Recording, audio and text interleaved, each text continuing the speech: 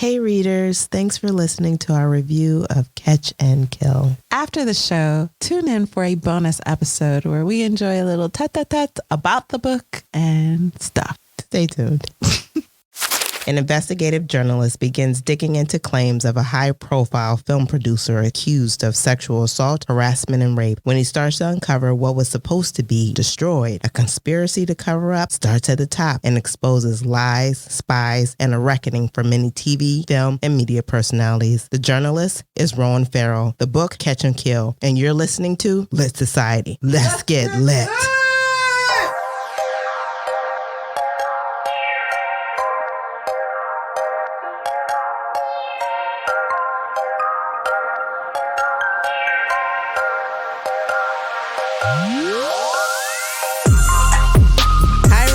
This is Alexis. And this is Kari. And you're listening to Lit Society, a show about books and drama. So much drama. Kari, how you doing? I'm good. Yeah? Yeah, I am. Did you have a good week? What did I do this week? Yeah, I think it was good if I don't remember what I did. I don't know if that's what that means. It means it ain't too bad. I think you tried to hide it. You're just squashing it down a little bit. That's probably it. Yeah, I think that's what happened. Yeah, what about you? How was your week? Well, I got to say, this is the first time I did an audiobook. That was a lot.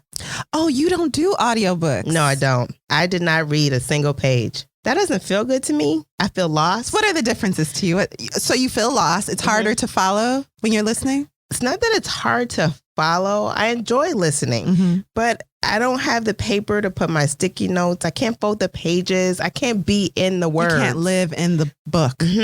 I don't know what this life is. Okay. I just don't know. Part of the experience. So you don't do ebooks then? No. And I'm all about that electronic life. If I wasn't, having to do the deep dive this week, I would have absolutely done an audiobook because it would have been like a podcast, like a true crime podcast. Yeah, it was. And I listened to those. Yeah. I did find though, I signed up for Audible and I found that I could save clips and notes. And by the end I had saved 58. And that made me feel a little better. Yeah. Yeah. Felt like you were living in the pages. Not really, because I couldn't see the words. It's really hard not seeing those words. Oh, I know what I did this week. I went out with you. Did you? Yeah, we went to Violet Hour in Wicker Park of Chicago. We went to the Darling in the West Loop. That was Did not week? care for it. Yeah. Yeah, Violet Hours is always going to be Violet Houring. If you're in Chicago, that's that pre-prohibition era styled people really love lounge that. And people love it. It kicked off the whole speakeasy scene in the city and it's still doing its thing. I still love that place. Yeah, I like it. It's pretty cool. Yeah. So let's move on. You don't want to hear more about the weekend you were a part of? Okay. All right, readers. Each week we select a theme to discuss inspired by the book that we're reading. We do. And I haven't heard the theme this week.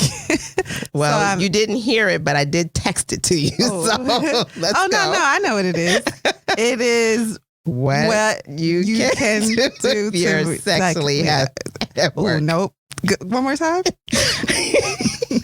Sorry, it's not the funny. theme this week is what you can do if you're sexually harassed at work. Oh, wow. At work. No, I did not know we were doing this. It's from an article by the Muse. The person is Stav Ziv, who wrote the article. She actually interviewed lawyers for the story. So with that being said, I am not a lawyer, but I am reciting the words that she wrote on that page. Oh, so this is your disclaimer that although you work in the legal profession, you are not a lawyer and you're not giving legal advice. I am not. So don't come after you. Don't be looking for me. Yeah. This is an article that I'm using. And more importantly, don't come after me.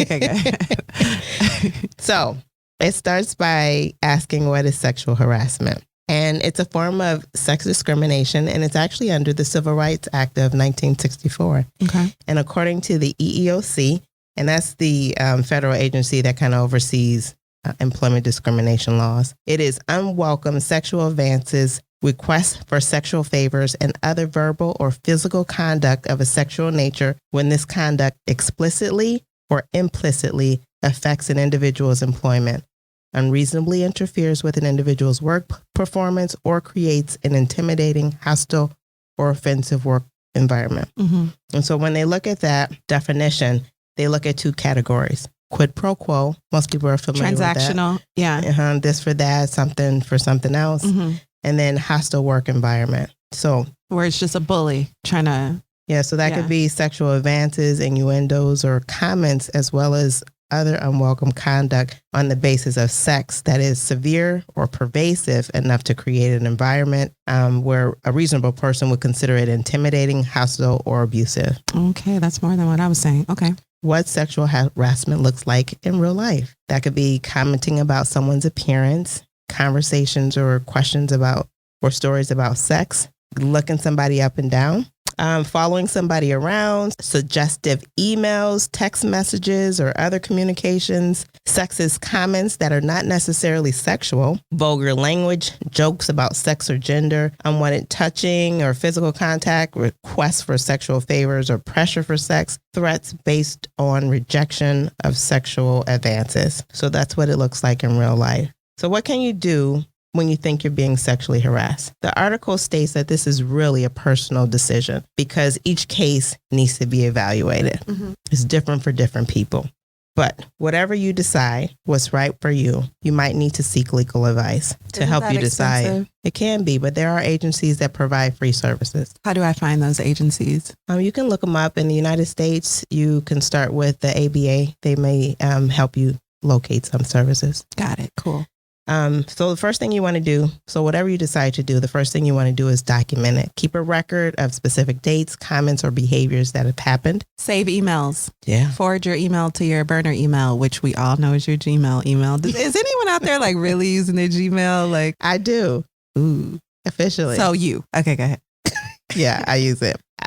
Secondly, you want to make it clear that the behavior is unwelcome, that if you feel safe doing so, because sometimes you may not feel safe doing that. Consult a lawyer. While you don't need a lawyer to report sexual harassment, you may want to consult one. You also don't need a lawyer to go to the EEOC to file a complaint. You want to make changes. That may mean looking for another job because you really don't want to endure, and you don't have to endure their treatment. So how do you report sexual harassment if you decide that's what you want to do? Because it is a choice. Can I add one more thing to that? Sure. You can also look up the laws in your particular state to see if you can record someone without their permission. Because in some states, that might be okay and admissible in a court of law. Thank you. All right. So how do you report it? You can go to law enforcement. You can report it according to your company's policy, and you can go through your union, and you can file a claim with the EEOC or a local agency. So those are just a few. Well, you can also file a lawsuit. So those are just a few tips. The article goes on to talk about what if you're retaliated against. That's entirely possible,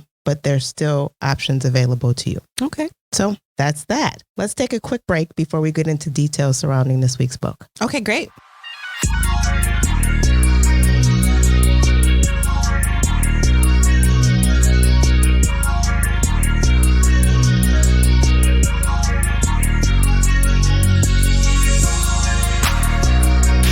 Welcome back. Kari. Yes. Can you give us some background on Catch and Kill and Ronan Farrow? I sure can. Great. So Satchel Ronan O'Sullivan Farrow was born December 19th, 1987 in New York. What a name. Yeah, I mean, that's a lot. He's the son of actress Mia Farrow and filmmaker Woody Allen.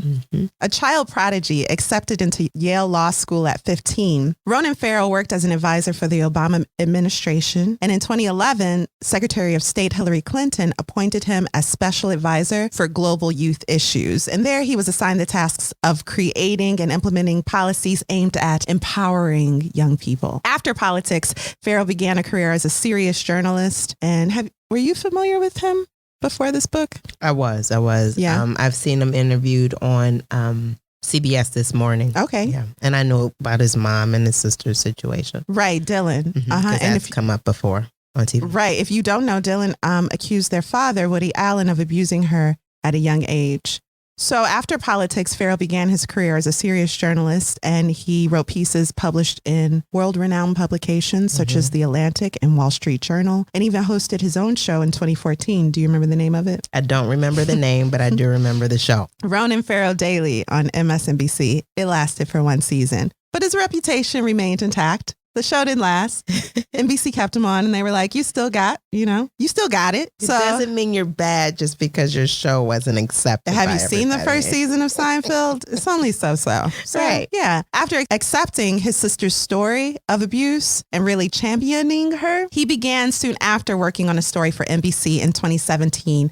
And that story detailed the experiences of women who worked under Harvey Weinstein. We'll talk about him later. In the end, it was not NBC, but The New Yorker that published that investigative article. The New Yorker won the 2018 Pulitzer Prize for Public Service for Farrow's reporting, sharing the award with Jodi Kantor and Megan Twohey at the New York Times. Farrow was among the 100 most influential people in the world on a list published by Time magazine in 2018. And Farrow's investigation and his subsequent book, which we're featuring today, covers his life as a journalist on this story between late 2016 and early 2019. Wow, that sounds good. And that's Satchel. Satchel. He did drop those names. We do know that, right? So, Kari, can you set us up for the story? What do you want, a synopsis? Let me give it to you. So, please. Here it goes. Catch and Kill is a story of how big media and Hollywood work together to systematically protect sexual predators while simultaneously silencing their victims. It unveils in detail what one group of reporters did to bring down that system, and it names names of those who stood in their way. It does. Doesn't it name names? Were you kind of taken aback with the transparency in this book? It was all like laid out on the ground for you. And sometimes he'd be like, she didn't want to go on camera. Also, this is her name. Don't worry, she agreed to it later. Yeah. And I do believe he got everyone's okay to be named. Yeah. I believe that is, way to go. Way to go, Farrow. Because when you can put a name to it, it puts a face to the issue. People care more. Yeah. What were your first thoughts of Catch and Kill? Yeah. So I was actually pretty excited to read the book. Now I'm thinking, I don't know why I was excited to read the book. What do you mean? Why was I excited to read the book? It's done very well. It's on lists of books, top books of 2019. We're in the middle of a case right now where this book does play a huge factor. Yeah. So, I can see that. Well, I don't know, but I remember watching that original interview when the book was coming out, and I was intrigued then, even not truly knowing what the book was about. Yeah. So I was excited to read it. Like I said, I'm not sure why I was, but I'm excited. I was excited to read it. So although I did not physically read this book, I must say that. Stop saying that. I listened to it. And for me, it does not feel the same. So what were your first thoughts? My first thought was, so I saw this book in the book table, an independent bookstore in Oak Park, Illinois. And I opened it because I knew we were going to cover it in February. And it just looked like a bunch of facts. It looked like the evidence. It looks like what you pull from the archives in order to write a book. Wow. I got to say, I don't know what the book looks like because I didn't read it. Can you get over it? Okay. Not quite. So my excitement waned when I saw that. I said, I'm reading court documents. I'm not paralegal. No, I'm not a lawyer. I would have enjoyed that. I'm not a barista. I don't know nothing about court. Barrister. So anyway, I won't say I was excited to read it, but I do feel this type of importance attached to the book. And I wanted to edify myself on the situation so that I could speak properly about the situation going forward. Because this isn't something that's just going to go away.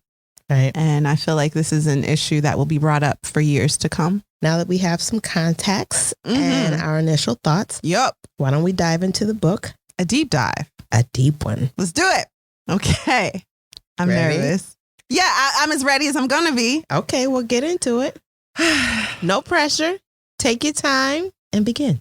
Hi, readers. We love that you love us, and we love y'all too, which is why we want you to know 3 important things about this week's show. Number 1, you should be warned about its content. We're covering Catch and Kill, a book that goes into detail about the allegations made against disgraced film producer Harvey Weinstein. These allegations involve abuse of the sexual nature, including RAPE.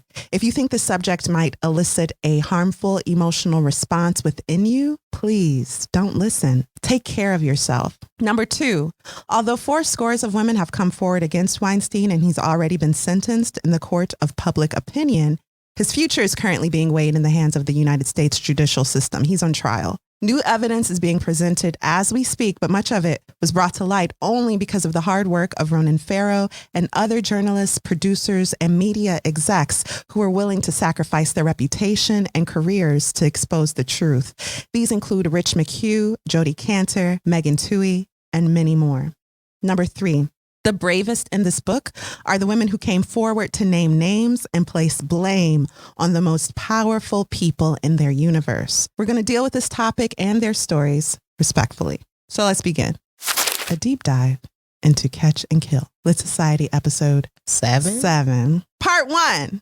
Stolen Bodies Never Forget. Hollywood is a neighborhood in Los Angeles, area code 213, less than 90,000 residents, but what it represents is bicoastal. Global. It's an industry that's been around for over 100 years and touched countless lives. From the beginning, it's nurtured a culture of creativity and violence. Those two are not mutually exclusive. Do you have any advice for a young girl moving to Hollywood? I'll get live with us. Harvey Weinstein invites you to a private party and 4 seasons stuff. I don't know if you remember that. It's Courtney Love. Okay, it sounds a little familiar. Warning the girls in 2005. Whoa. So altogether, over 80 women have accused Harvey Weinstein of sexual misconduct spanning a period of at least 30 years. These women include Rose McGowan. She's an actress, one of the most public accusers. She reached a settlement with Weinstein in 1997 following an incident during the Sundance Film Festival. She says someone from her management team set up a meeting with Weinstein. She's an actress. This is normal. At a restaurant, okay? Weinstein moved that meeting to his palatial suite. There, he assaulted her. Then there's Ambra Gutierrez. She's a model. She alleges that she was groped by Weinstein and went directly to the police. NYPD confirmed this. They wired her and sent her back to Weinstein, who admitted on quote-unquote tape to his actions, saying he was just used to it. He was just used to it. Side note, to NYPD's shock, that case was dropped. Angelina Jolie, I quote, "I had a bad experience with Harvey Weinstein in my youth, and as a result, chose never to work with him again and warned others when they did," Ms. Jolie said in an email to the New York Times. That's huge. That Weinstein controlled Hollywood. Yeah, these are actresses. Gwyneth Paltrow, early in Paltrow's acting career, she says she was invited to Weinstein's hotel suite where he suggested a massage in the bedroom. She refused. Lupita Nyong'o tells a similar story, I believe at Weinstein's home. These are just to name a few. Again, 80 women. Hi, this is Lindsay Lohan. Hi, I'm in Dubai. I'm home. I feel very bad for Harvey Weinstein right now. I don't think it's right what's going on. I think Georgina needs to take a stand and be there for her husband. And he's never harmed me or done anything wrong to me. We've done several movies together.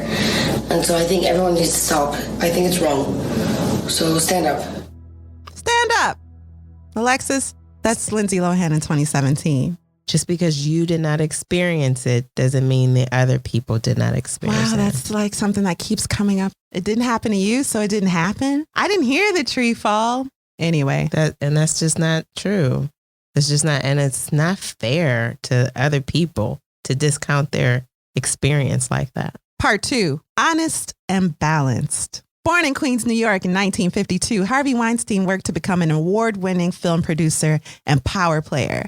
Harvey and his brother Bob were film geeks turned businessmen. In 1979, they founded Miramax. You familiar with Miramax? I am. How could you not be? They created There Will Be Blood, Good Will Hunting, The English Patient, The Aviator, Life is Beautiful, Kill Bill. Yeah, Again, to they name created a few. a lot of stuff. They was making the movies. In 2005, the Weinstein brothers, the monies.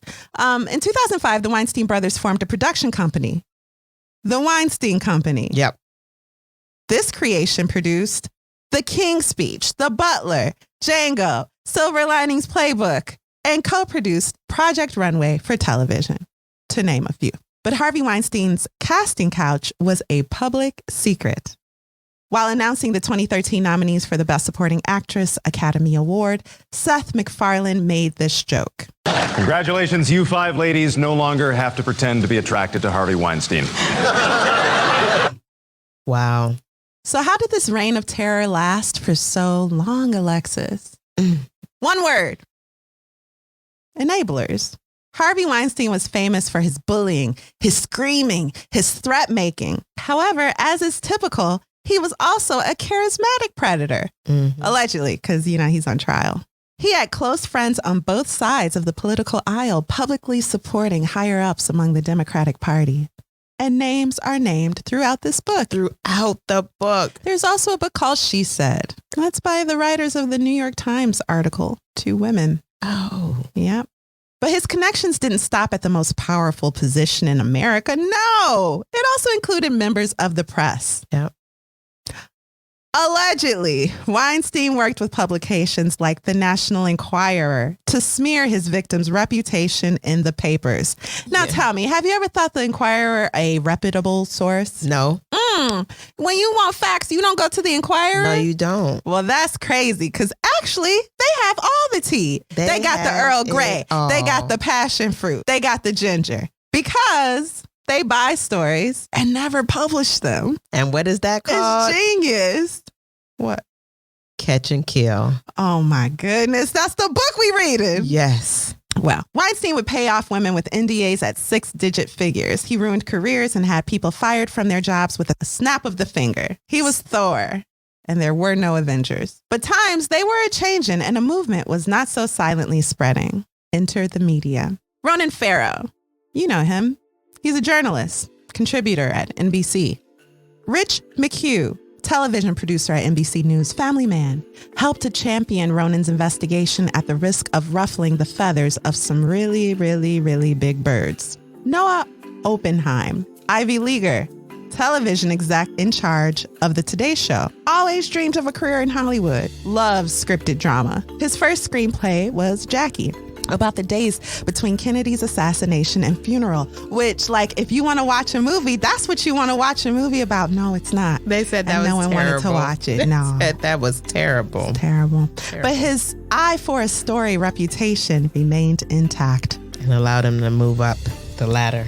How high? Well, he's eventually promoted to president of NBC News, solidifying the outlet's chain of command as all male and all white. Right. Just a little footnote Farrow threw in there for us. Richard Greenberg, television vet, head of NBC's investigative unit. Hilarious. Also, President Phil Griffin, president of MSNBC. So, the stories purchased by outlets connected to Weinstein involve some of the top talent on television. So, I guess we can name names if they're in Catch and Kill. They're in Catch and Kill. Let us name names. I'm nervous. Sam. Matt Lauer. Yep. The Enquirer had a whole little vault on him. And others. With these stories, threats could be made against networks who allowed their people to investigate Weinstein. So let's apply it to you and I. Let's say there's some dirt out there on you, Alexis. Okay. So I have the Enquirer. I shouldn't have had that glass of water. Oh, wait. So I have the Enquirer. Buy it. And now who do I own? I own you. I can always threaten you. Whoever you work with, you want to investigate me, but I got this. The Enquirer Blackmail. has a story on you, and I'll publish it if you don't shut up, okay? Right. Low key, the Enquirer also owns me in that arrangement. Yep. But it is what it is. For anyone brave or reckless enough to press on, despite these threats, Weinstein also had a top-notch law team and muscle. The former prime minister, !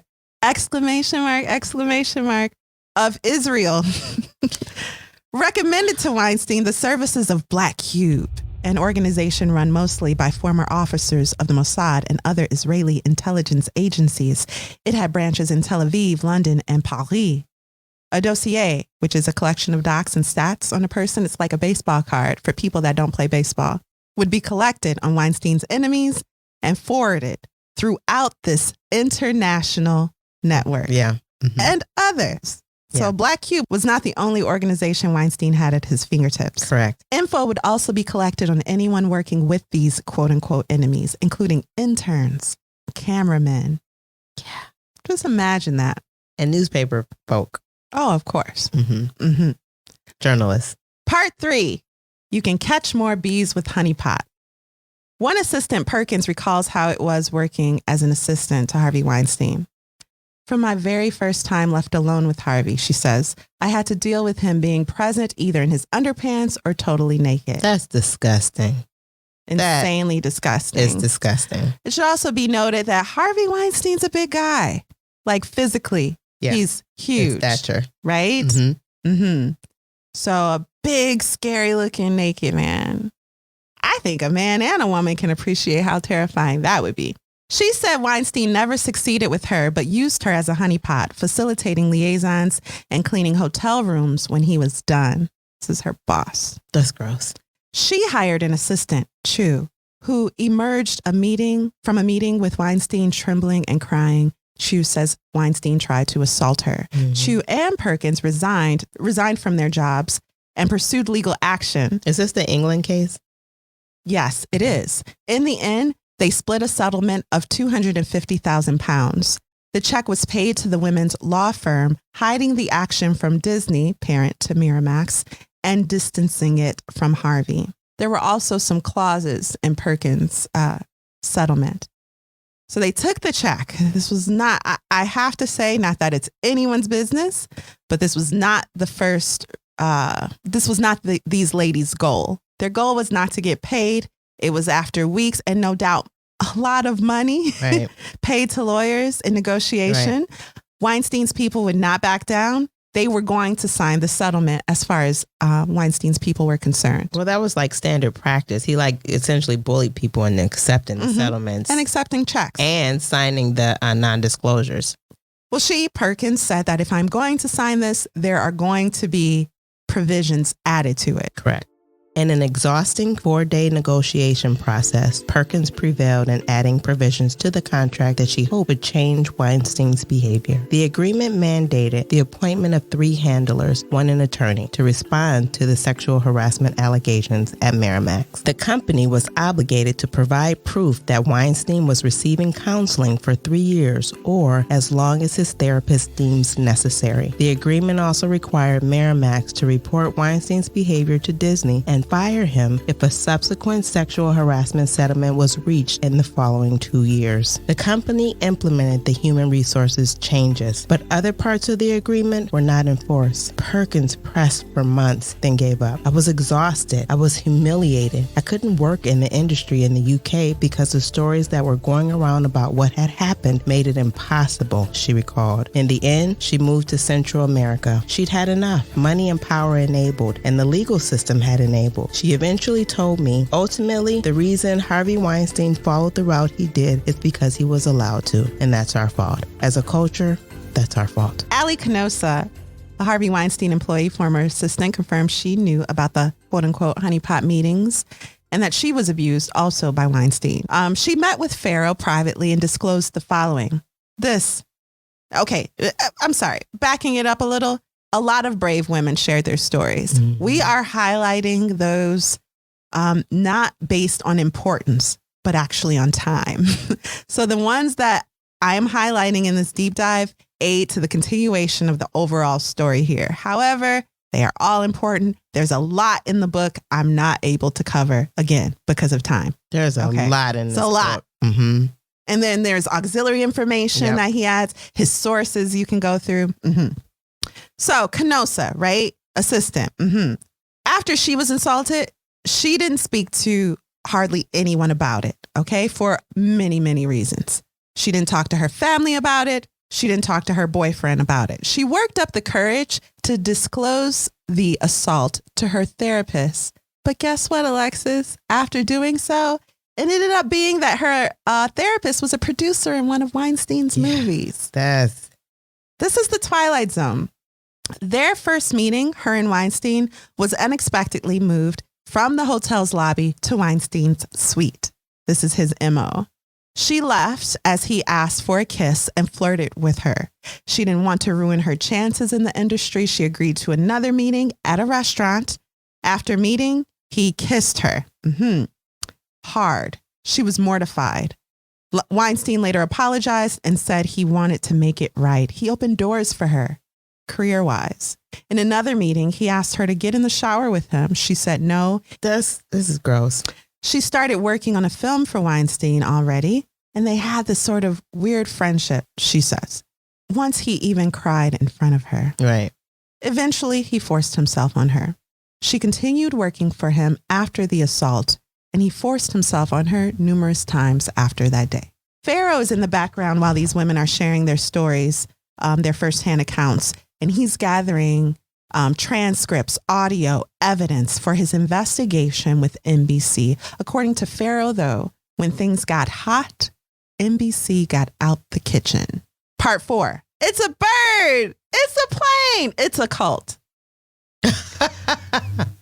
Ronan presents his script for the feature at NBC. He breaks it down, line by line. Yep. It was very economical. He said this wasn't hard to understand what he was going to do. He was going to simplify it as much as possible to make it digestible to the public. Greenberg, who you may recall is a television vet at NBC, head of NBC's investigative unit, liked the script, but wanted to reach out to Harvey Weinstein for comment. Weird. Weiner, who was also part of the law team, agreed. Weiner is the female attorney. She's, yeah. Mm-hmm. Oppenheim, who you may remember to be the exec in charge of the Today Show, said no, take it to Andy Lack. Lack was Oppenheim's boss. He oversaw both NBC News and MSNBC. Back to Weiner? Yes. The female attorney, news division's top lawyer. Right. She started asking weird questions, in my opinion. Like she was trying to gather information, but wasn't committing to the feature. Yeah. Why are you going to do this? Who are your sources? Right. So she could go back and talk to her. Why do you care who my sources are? Okay. Discuss this. Oppenheim hears Weinstein's confession on tape. It should be noted, Farrow, while gathering evidence, even managed to secure a recording that law enforcement thought was destroyed. Law enforcement will later come back and say, we didn't say it was destroyed. We didn't say it was supposed to be destroyed. But according to Farrow and the accuser, that's what was said. Yeah. Weinstein also expected that tape to be destroyed. Yeah. Mm-hmm. Him, his whole crew, everybody on his team, they knew it was destroyed. So they knew the tape existed and they thought it was destroyed. All evidence. They felt like it was part of the agreement, the NDA, non-disclosure, that it would be destroyed. Do you remember what was on that tape? Yep. Harvey's admission. Mm-hmm. Yeah. So in the Gutierrez case. And you may recall that is the woman who went to the police after being groped by Harvey. The police wired her up and sent her back to Harvey. On the tape, Harvey says, I'm sorry. Look, just come into my hotel room. And she goes, no. And he goes, why not? And she's like, you groped me yesterday. And he goes, yeah, but I'm used to that. And they counted that as being him trying to push her out of the room, get rid of her. Well, Oppenheim does think that's what's going on. In fact, he says it's gross, but not necessarily news. He seems concerned about not airing info from the contracts, the NDAs, which was weird for a news organization to care about that. Where would we even air it? He asked. He said, this is not even news. People don't even know who Harvey is. Okay. It also comes out that Weinstein may have misused funds from an AIDS foundation of which he was a board member. That's a side note because he's like spending a lot of money. He's got a lot of women to pay off. Farrow and McHugh had no idea that dossiers were already floating around the world with info on them and their crew. Moving on, Farrow meets with Rose McGowan. She doesn't trust NBC but concedes to shoot more and more and name names. Greenberg informs Farrow that the story is under legal review by the topmost execs at NBC Universal. This is weird. Yeah, because it shouldn't have gone that high. Painstaking efforts are made to do everything above board. There are no covert operations on Farrow's part as far as is disclosed within the book. Right.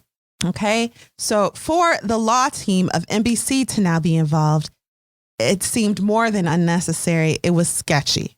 Okay. Greenberg tells Farrow to keep the lawyers at arm's length. Don't play the tape of Weinstein confessing to inappropriate conduct, not for the lawyers. This too is weird. Farrow's thoughts. That day in Greenberg's office, I remember thinking how small he seemed, not defeated so much as comfortable within the narrow bounds of what he could and could not do inside an organization to which he had devoted 17 years of his life. That statement stuck with me. Basically, I don't want to get behind this case because I don't want to ruin my career. And I'm happy that there are bureaucratic arrangements within the organization to protect me from having to get journalism all on me. You dirty.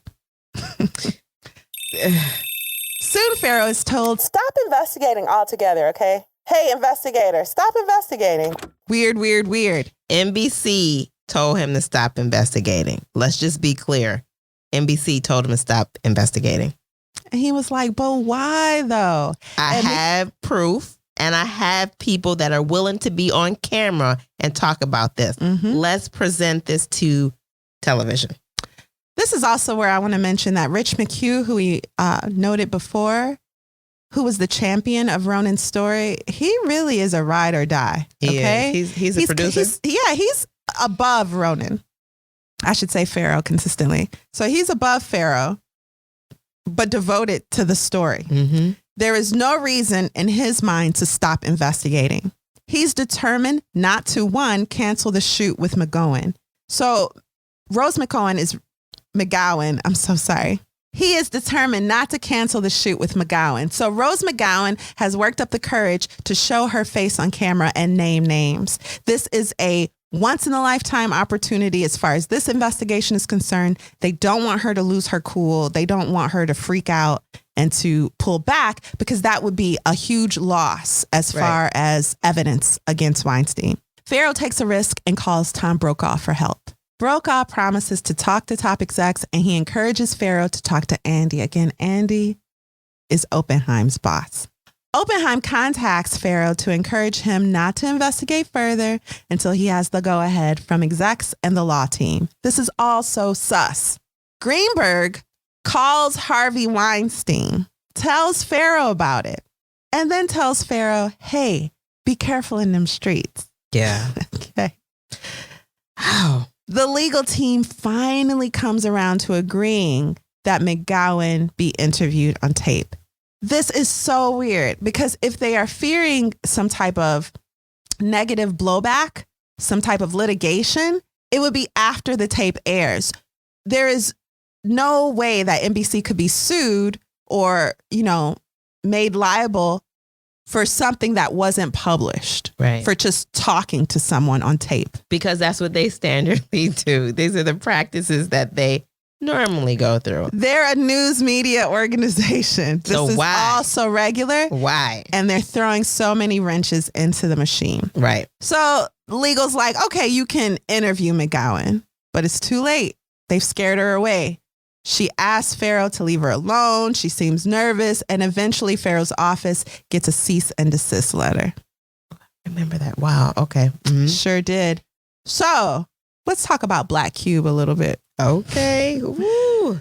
These are the tales behind the tale. You get it? Because they're TAILS. I'm sure. They're following Farrow on the train. They're sitting in a Nissan outside of his car. You want to sit outside of someone's home every day without them noticing. What car do you sit in? A Honda Civic. Duh. Why? Because they're everywhere. Farrow's the superintendent of his building is like, hey, I think it's some people outside trying to kill you. He did say and that. Farrow's like, what? Stop, you so crazy. And he's like, no, I'm serious. And Farrow's like, well, how they're sitting outside for me? He goes, Farrow, I just know, okay? Yikes. Yeah. So there's even a conversation where Ostrovsky, one of the agents, regularly reviews Farrow's social media account and those of his friends and family. And he discusses with his partner perhaps having a quote unquote meeting with Farrow outside of the Today Show. They later decide against it. This is also a weird time when Farrow keeps getting weather alerts. Yeah, weather alerts. Is it trying to get him to opt into something on his phone? Mm-hmm. Hey guys, don't opt into anything on your phone. Because it could be unless you absolutely know. Crazy. Mm-hmm. Yeah, so they can spy on you through your phone and stuff.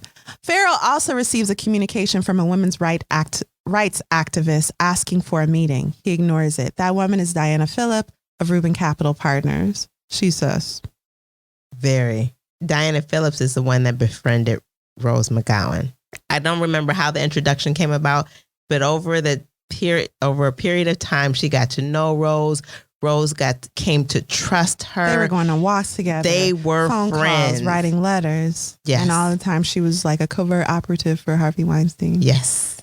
We Philip find out was. later. Mm-hmm. Farrow runs into Weiner, attorney at NBC, and she tells him, keep going, don't stop. Weird. Hillary Clinton wrote him a personal letter, Farrow, encouraging him regarding his foreign policy book. This was before the investigation started. Yeah. So, okay, if I can interrupt. While he was doing this investigation, he was also in the process of writing a book. Kind of, sort of, but the investigation took over his life. Yeah. And so in the meantime, he was scheduling appointments. So at the time when they were telling him to stop focusing on the investigation, they say, work on your investigation. And one of his... Or on your book. Yeah, on the book. One of his interviewees for the book was... Hillary Clinton. And they had purposely scheduled her interview around her... campaigning. Yes. Her assistant, Nick, calls Farrow and tells him that the Harvey Weinstein story is a concern for them. People are talking, and Hillary is no longer available for his book. That right there was deep. McHugh starts to question Farrow's loyalty. So, Farrow's doing the work. He's tearing his life apart. But McHugh also is invested in this story, and he feels like Farrow is having private meetings without him. This is a time when everyone's suspicious of everyone. Right. So McHugh's like, hey, Farrow, you trying to cut me out? Why are you having private meetings? What he doesn't know is that Farrow is truly trying to have private meetings to continue the investigation. But within these meetings, he might never talk to Greenberg about something or never talk to Oppenheim about something. Schedule a meeting with the top exec, and all of a sudden Greenberg and Oppenheim are there. Right. So everyone's talking behind his back. Greenberg asked him to stop the investigation again. They asked him to stop this investigation so many times, I lost count. Farrow gets more and more paranoid and buys a burner device for communication. He also eventually invests in a subterranean lockbox at Bank of America and writes a note in it like, if I die, please publish all this stuff. Right. Also, I really think I might get taken out.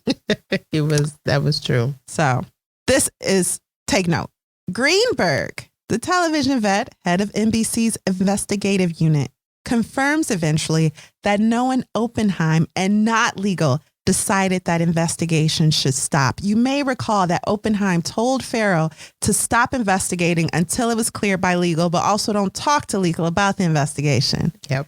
Perhaps that was because legal had nothing to do with stopping the investigation. Perhaps. It's like a reverse murder on the Orient Express. Everyone wants it dead. No one wants to stab it. Everyone sees that this is wrong, basically. But no one wants to get their hands dirty by truly getting involved and publishing the story.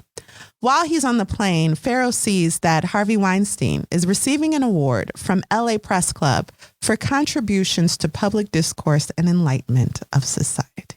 Behind the scenes, unbeknownst to Farrow, Griffin is reassuring Weinstein that the story is dead. Ixnay on the Tories' day. Farrow gets on a train and thinks he sees one of the guys from the Nissan in front of his house. He does, because they're following him. He does. Mention is made later of a Trump aide being accused of harassment against women. No one is reporting it because it's not worth it, is the consensus. Noah discloses that Harvey Weinstein says Farrow is biased because of his sister, because Dylan was abused by her father, or says she was, because Harvey Weinstein and Woody Allen are friends. And Farrow has an agenda. It should be noted that before his investigation began, this was openly talked about, and NBC decided it was a non-factor. Now, all of a sudden, it's a factor. Farrow has now come to grips with how he dismissed his sister's need to publicly accuse Woody Allen, their father, and he is going to internalize, this is the way I'm reading it, his own frustrations with not taking her story seriously from the beginning and use that as motivation to fight for these women at all costs. Yeah. Noah tells Farrow the investigation, the story, it's over. Okay, I don't even talk about it anymore. Noah Oppenheim. Farrow says, no, I'm not going to stop contacting sources. A lot of women have risked a lot and are still risking a lot. Oppenheim tells Farrow to take the story to New York Magazine. Go with God is a quote. So, Yeah. Okay, you're not gonna stop. Okay, take it to somewhere else, please. I'm just tired of it. Yeah, and he gave him permission to take it somewhere else. This is the thing. He gave him permission. No. We should say he passively said, yeah, take it to New York. He didn't relinquish any of the transcripts that Ronan had gathered or any of the, I'll say, evidence that is now in possession of NBC. But there was a workaround with that because, Farrow had made friends and folks was like, I got you. And is that McHugh? So McHugh tells Farrow, hey, I'm just going to give you this jump drive. Okay, don't make a big deal about it. And Farrow steps forward as if to hug him. And McHugh is like, hey, don't touch me. Okay, but don't bury this, he says. Yeah, he did. So McHugh really cares about the story. Yeah, he does. Meanwhile, Black Cube is sitting in front of Farrow's home, peeing in cups so as to not miss any essential activities. They are committed. True investigators, right? Private investigators. Chapter 32 is entitled Hurricane because Hurricane Harvey touches ground in the Gulf of Mexico. That's symbolism. Moving on. It's kind of just mentioned as what a coincidence. Okay. Okay. Now, Asia Argento, who is an actress, you may remember her from Marie Antoinette. That's what I remember her from. I don't remember her as an actress. Okay. I just know her from her relationship with what's his name. Yeah. So she comes forward with a story similar, but very details as the other women. Her boyfriend, Anthony Bourdain, urges her to continue despite any blowback to her career or reputation. This story is important. Bourdain, too, seemed very invested. He did. He made a statement about that. Mm-hmm. The New York Times publishes their own investigation of Harvey Weinstein. And that is what we mentioned at the beginning. That story is the result of the investigation made by Jodi Kantor and Megan Twohey. You will recall that they too won the Pulitzer Prize for this investigation. There is so much to work with when it comes to Weinstein and his years of abuse that this investigation published by the New York Times does not even step on Farrow's investigation. Right. Ooh. Yeah. However, it does ruffle some feathers at NBC because they now see, it seems, once the public realizes NBC dropped this story while the public is caring about it, then they will make pariahs out of the network. So the New York Times story makes NBC nervous. At some point in here, Farrow is kind of fired, but not fired from NBC. So NBC goes to McHugh and they're like, hey, can you revive that, what was it, Harvey Weinstein story? They're terrible actors. When the air date arrives for McHugh's story, he's told, oh, we ran out of time for your segment. This happens again. Eventually he's told, hey, Farrow, he's not allowed on set, okay? Yep. The intro that Ronan Farrow was supposed to read is read by Matt Lauer. NBC starts saying publicly that Farrow was never ready with the story while connected to the network. Yeah. He never secured documentation. He never persuaded anyone to go on camera. He really didn't have anything. Anything they could present. Mm-hmm. Part 5, final part. NBC, nobody cares. NBC eventually starts begging to work with Farrow. They need to clean up their image. He tries to work with NBC again. He wants his old job back. He loved it there. He loved it there. But in the end, collaborating on their terms would absolve them of guilt, and he can't do it. He would do these interviews where people would ask him about, why didn't NBC publish this? How did you get to publish it through the He other seemed place? comfortable in those type of interviews. It's when Lauer was talking about their kind of collaboration and kind of trying to paint the picture of NBC as the actual champion of this story, helping nurture it from the beginning. And that's when Farrow was like, actually, I can't do this. Right. But he didn't want to put attention on himself, but at the same time, him putting attention on himself and saying, on NBC and saying, no, NBC was kind of holding back. It's really NBC's fault. This wasn't. Then you change the story away from Weinstein into one about a journalist and a network. And he didn't want the story to go there. He didn't want that direction to be taken. Mm-hmm. Was another issue he had. However, in the end, the brush of public opinion paints only in black and white. The New Yorker, which ran the story, they're painted as heroes. They're seen as heroes. And NBC and its top execs are painted as the bad men who enabled a predator to steal people's soul for decades. You know what I found interesting? There was a Wikipedia whitewasher. Do you remember that? That's a job. Yes. Did you know that? I did not know that. There are people paid to whitewash your Wikipedia page. Yeah. So I remember being in college and being told, don't use Wikipedia. Because it's not legit. It's not. People get to add information. But so we're slaves of convenience. And then we all just started using it. Yes. And it's the thing that comes up when you search for somebody you want to investigate or look, inquire about. One thing I will say, though, that they reference sources at the bottom. So you can usually go to those sources and do your due diligence. But that was. Yeah. But to know that there's a Wikipedia whitewasher, I'm like, what? And they were whitewashing. They were erasing these stories about Harvey Weinstein. And painting them as affairs. Yeah. Copping to a little truth so as to hide the bigger lie. Right. Let's take a break.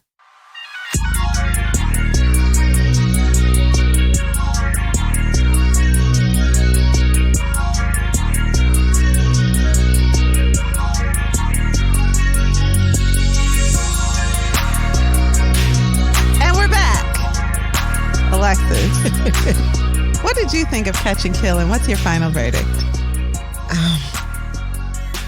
This book is a lot. I listened to it. That puts me I personally feel that you feel like you're at a disadvantage. Okay. Yes, I do. So you don't like audiobooks. You gave it a try. I did give it a try. If I could read the book also, like if I could have gotten the book from the library, because that's where I like to get my books from. You do. You support the library. Then I would have felt better about listening to it because I can see the words on the page. But that has nothing to do with the content. It was hard to listen to. I'm thinking maybe it would have been easier reading it off the page. It would not have been. Because the audio I got nightmares. Was no joke. Mm-hmm. I mean, I literally heard the audio tape that Gutierrez he played it. He played that. He played the admission of guilt from Weinstein. Yes, he played that which was in the police vault. He played that.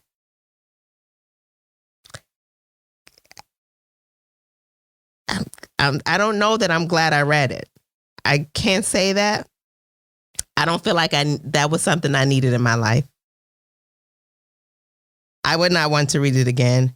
But can I just add, Ronan did a really good job on those voices. In the audiobook, his Ukrainian accent, his English accent. All the accents were great. I mean, they were superb. I mean, you can say that as you're not Ukrainian or English.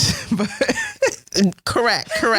But I enjoyed his reading. He tried. He worked really hard on that. Yeah, for sure. But what's my final verdict? Would I recommend the book? I'm going to say no. I don't need this in my life. It's happening in the world. They're reporting it live, but do I need the small details of it? I don't think I do. I personally do not need that in my life. What about you? I will start by saying what pains me most about these stories is that people couldn't talk, that they felt like they couldn't talk. And it wasn't because they legally signed their lives away and said they wouldn't talk. It's because they couldn't form the words to describe what happened and how that made them feel.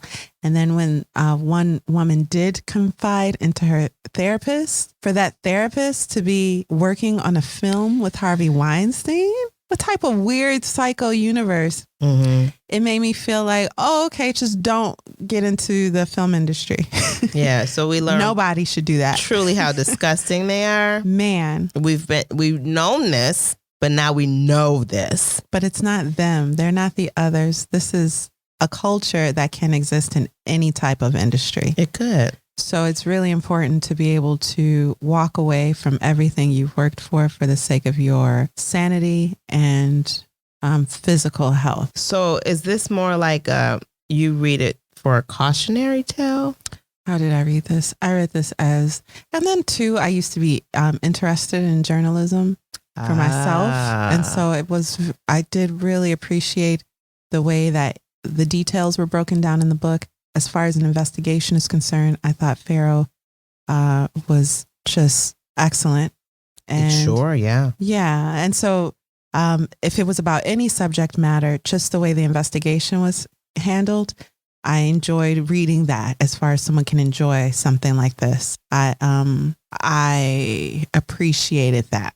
However, to your point, there is a trial right now. And if you read the news, you already have some superficial knowledge of what's going on. And that might be enough. I have decided I know what my verdict is. First of all, I'm glad I read the book and I would read it again. I thought the stories, although hard to read and very heavy, I was glad I read them. I was glad that I read them.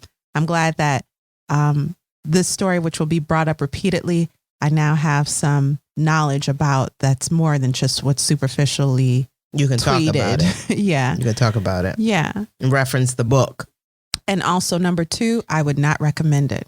This is a book, I think if you're reading it, you should go out and search for it and read it. And that should be your choice. I'm glad now that I know just how terrifying it was. And although I wouldn't recommend it, I would read it again myself. And this is a book that will stay with me. Can I say I've had some experiences in my life similar to what was described in the book. Yeah. And that makes me not need to read it again. Yeah. That's more than understandable. So, yeah. So this is the thing. Hearing about sexual abuse, reading it, whatever, take care of yourself. You cannot gorge yourself on this type of pain, and everyone's tolerance is different based on your experiences in life. So if you didn't read this, you shouldn't feel guilty for never wanting to read it. No. And if you did read it and felt like, wow, I didn't need this, you also shouldn't feel guilty. No one should feel guilty in this scenario, except the guilty people who perpetuated this violent, disgusting culture. They should definitely feel guilty. Definitely they should feel guilty. Mm-hmm. So that's that. I'll never be at a dinner party like, oh, you know what you should read? Catch and Kill. But I will be at a dinner party and be like, you know, I read Catch and Kill and I thought this was interesting. wait, what do you think of the title? Catch and Kill. Dang, that's a good title. Especially when you learn where it comes from. Yeah. I thought that was a great title. Just excellent all around. I can't say it was well written. It was well read. You didn't think it was well written? I didn't read it. Oh, because you autoed it. It's fine. Stop. Let go. Wow, you got a lot of guilt surrounding this book. Just let that go. I do. So. And I will also take back what I said about it's probably harder to listen to. Because when you read something, your mind kind of protects you to a point. You can read the most disgusting thing in the world and your mind will kind of shield you from envisioning all of it. But when you hear it, it is fed to you and you can't stop it. Yeah. You are at the mercy of someone else's creative control. Mm-hmm. And so I would say that it is probably harder to hear this book. There's also a podcast to supplement this book called Catch and Kill by Ronan Farrow. Seriously? I've never heard it, but yeah, some of the people involved in this investigation, he interviews more in detail. Yeah. Some of the victims, he talks to them. I don't like victims, but some of the women that were abused by Weinstein, he talks to them. Survivors. Yeah. Mm-hmm. Brave women. Yeah. Mm-hmm. That's a lot. So, yes. What are we reading next week, Kari? Sula by Toni Morrison. Yes. And I'm not sure I'm looking forward to reading it because I don't know much about it. Chose it. That's not the point. You know, I just be choosing books and stuff. You do. You don't even look at reviews. Well, this will be my second or third time reading it. Okay. So. Classic book. Very short. So if Catch and Kill took like your whole week to read, this will take a day. Just remember, I didn't read it. I listened to it. It's very different.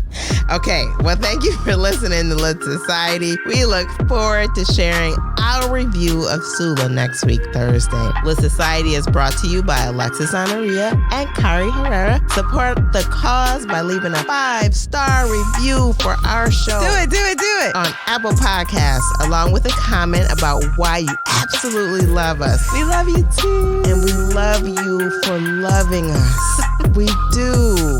If you've enjoyed what you've heard today, or some of our previous episodes. Yeah, a little lighter one. Tell a friend. Animal Farm, you guys. Listen to Animal Farm after this. A lot of friends, more than one friend, about Lit Society. Please tell your friends. Actually, what episode should they listen to after this? This is super heavy. Pride and Prejudice. Yeah, go back and listen to Pride and Prejudice, because that ain't nothing but foolishness. And it'll help lighten the mood. And actually, you can watch a movie following it. It'll be great. But not the Keira Knightley one, because no one likes it. Definitely Darcy not maybe that ain't one. cute in it, I don't know. Definitely not that one. In the meantime, we do want you to visit LitSocietyPod.com for show notes, this month's book list, and to sign up for our amazing email newsletter. It's so great. And until next time, folks, read Read something.